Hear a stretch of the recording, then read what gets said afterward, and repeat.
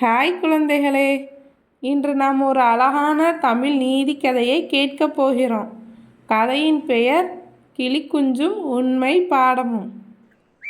ஒரு பசுமையான அழகான காட்டில் ஒரு சிறிய கிளிக்குஞ்சு வாழ்ந்து வந்தது.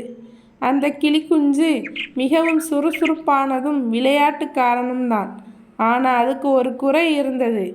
அது அடிக்கடி பொய் சொல்லும். ஒரு நாள் கிளி பெரிய சத்தமிட்டு, ஓடுங்க ஓடுங்க, கழுகு வருது, எல்லோரையும் பிடிச்சிட்டு போயிடும் என்று கத்த ஆரம்பித்தது. அந்த காட்டில் இருந்த மான், முயல், அணில் எல்லாம் பயந்து ஓடிவிட்டன. ஆனால் கழுகு வரவே இல்லை.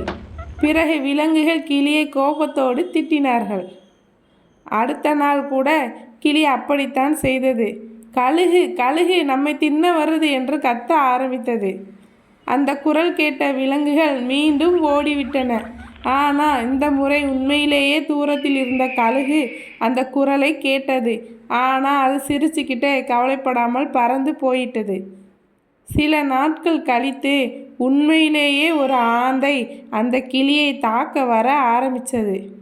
ஐயோ, யாராவது என்னை காப்பாத்துங்க என்று கிளிக்குஞ்சு கூச்சலிட்டது.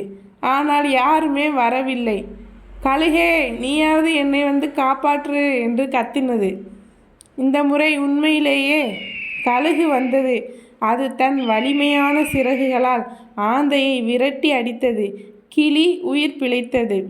கழுகு கிளிக்குஞ்சிடம், கிளியே, நீ எப்போதும் உண்மையை மட்டுமே சொல்ல கற்றுக்கொள்ளணும்.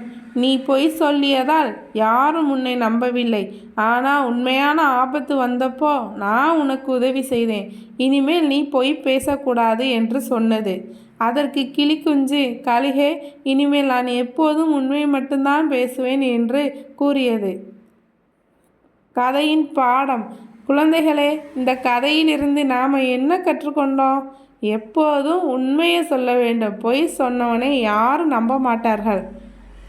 இந்த அழகான கதை உங்களுக்கு பிடித்திருந்தா லைக் பண்ணுங்கள், ஷேர் பண்ணுங்கள், மறக்காமல் நம்ம சேனலை சப்ஸ்கிரைப் பண்ணுங்கள்.